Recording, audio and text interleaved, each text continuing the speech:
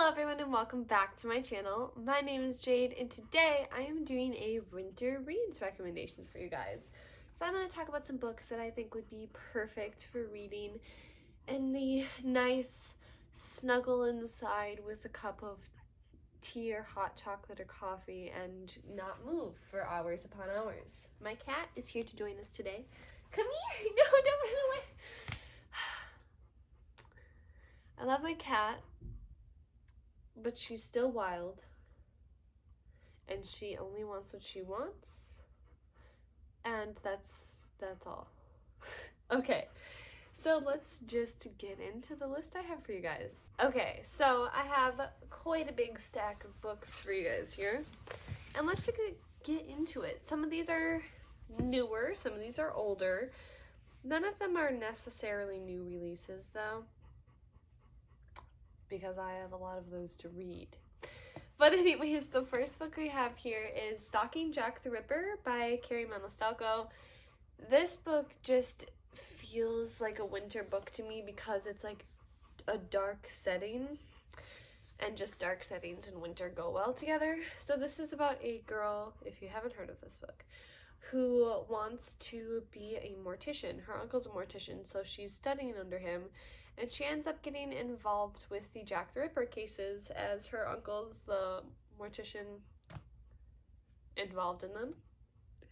And it's a fun book of a tad bit of romance, which is like a fun addition. A girl trying to be independent in a time where that wasn't very acceptable. And just a really fun mystery plot that takes a really weird twist. The twist in this book is very unexpected. I'm gonna let you know that. But otherwise, I do really like the series because the characters are just really, really good. Yeah, I know you want love, but now isn't the time. Can you go lay down, baby? Go lay down. If you didn't breathe loud, you could stay, but you're breathing really loud. The next book I have. It's not the first book in the series, but it's a book that I want to reread this winter because it feels like the right time to reread it. She's still breathing loud at me. She wants to go for a walk. But that is A Court of Mist and Fury by Sarah J. Maas. I think this just is the perfect book to delve into in winter because it's a high fantasy, it's really thick, takes time to read, and like you finally have that time. So I guess I have to say what the first one's about, even though the first one's trash. Actually, when I even read the first one, I didn't like it. I liked the first half of the book, and the second half I was like, why is this happening? And then like everyone was like, the second one's amazing. So I read the second one and I loved it. And I love the rest of the series. I love the third book as well. This one's just really, really good. It's about this girl who is from the human world. And there is this giant wall separating the humans from the fairies, which is for their own benefit because people are really afraid of fairies because when they do get across the wall or anything, they turn people into horrible, twisted creatures. They torture them. It's like a bad time.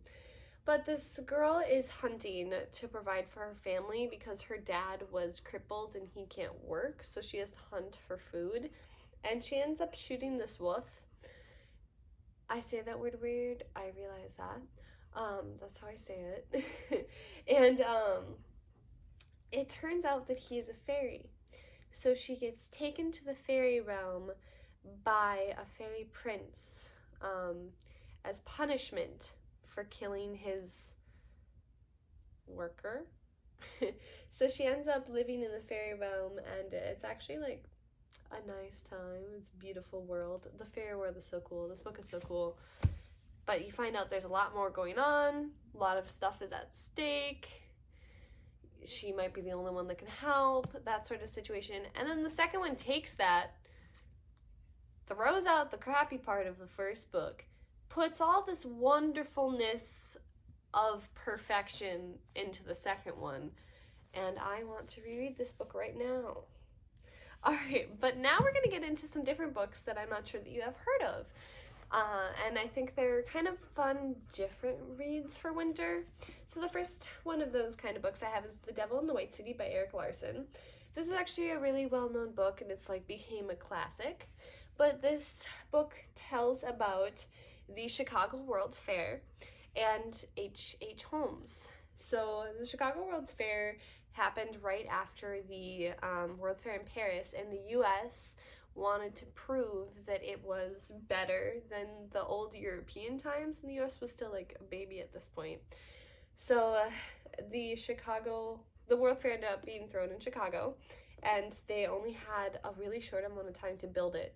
So the book is split into two parts. It talks about how the World Fair was built, what went into it, like from the point of view of the architects, what they did, and all that, and like all this history of the city happening. And then the other parts take place from H.H. Holmes' point of view, and it's about how he kind of built his empire, how he made the world he did, how he killed his victims, how he used the World Fair to get countless amount of victims that we'll never know how much he took, how many people he killed during the World Fair.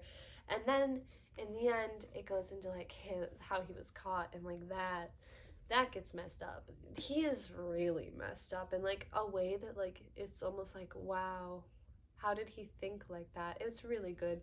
It's so good. It's a good book. It's kind of hard to get through a little bit because like the architecture stuff is really cool, but sometimes like you're just not in the mood for it. So it took me a long time to read, but it also is one of my favorite books of all time. So definitely recommend if you're into history at all, or also if you're just kind of into like a good story that's actually real. Like it's a good story, but it actually happened, which is what's crazy. And another book I have for you guys that's different is a collection of short stories, because I feel like it's kind of nice to just be able to pick up a collection of short stories in winter, read however much you want, whatever you want, and just like have that freedom of choice, but still be brought into like a nice wintry sort of world. So I have Toil and Trouble, 15 Tales of Women in Witchcraft, which is edited by Jessica Spotswood and Tess Sharp. So this is a collection of a bunch of authors who just wrote about short stories surrounding witchcraft. And they're from all different periods of histories, from now and the past, take place in different parts of the world. It's just super good, and I like actually tabbed some of my favorite stories. Actually, if you're interested, I don't really remember them at this point because I read this like a year ago. But one of my favorite stories is The Heart in Her Hands by Tess Sharp. We have The Truth About Queenie, that one's good, by Brady Corbett. That's actually the story I remember the most. I actually want to look into these authors and what else they published. That's something I've never done but meant to. And then we have Divine Are the Stars by Zoda Kodora, and my last favorite one, and this was my favorite of all of them I think, is The Gerwin Girls by Emery Lord. So some good stories in here, recommend. Really fun time. Made me cry at work really bad, of course. The next book I have is a book that everyone needs to read. And it's also the perfect winter book, so why are you not reading it? And it's Nevernight by Jay Kristoff. If you haven't read this yet, you're missing out if you like fantasy books, because it's the perfect realistic fantasy book. It is from the point of view of an assassin who wants to get into this school for assassins so she can get revenge on the people who killed her family. And she's a complete badass, and I love her. And like, she's the type of person that's like a badass and you're afraid of, but you also want to protect because like she's just kind of like a great person even though she's not, and it's wonderful. So it's basically her story of getting into the school, which is pretty hard to figure that out, and trying to survive in the school and to prosper and everything, and it's so freaking good.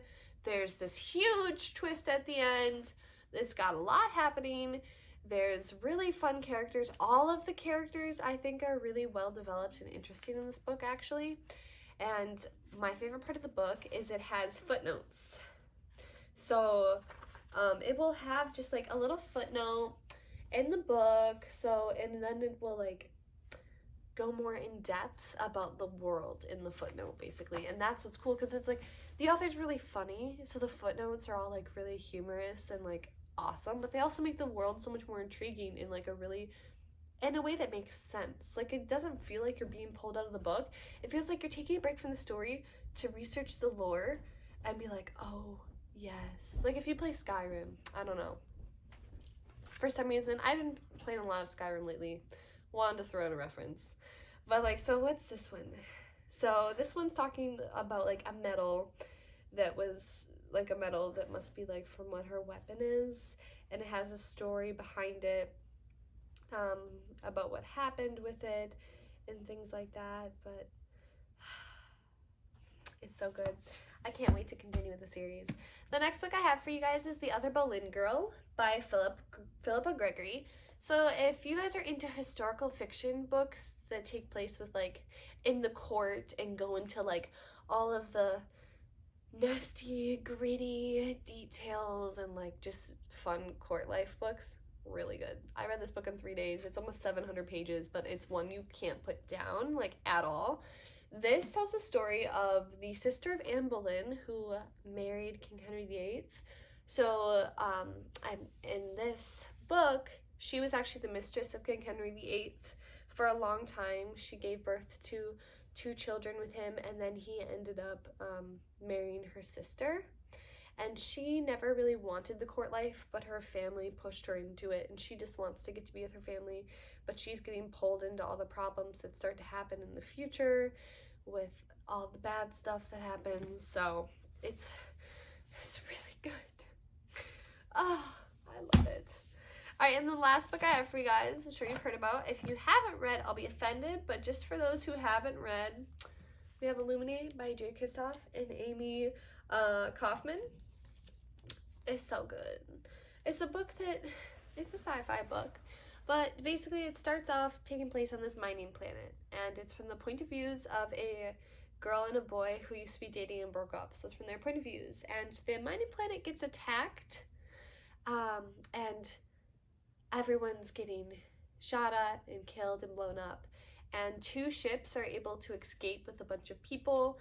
So the girl is on one and her ex-boyfriend is on the other, and no one knows why they were attacked, what's happening.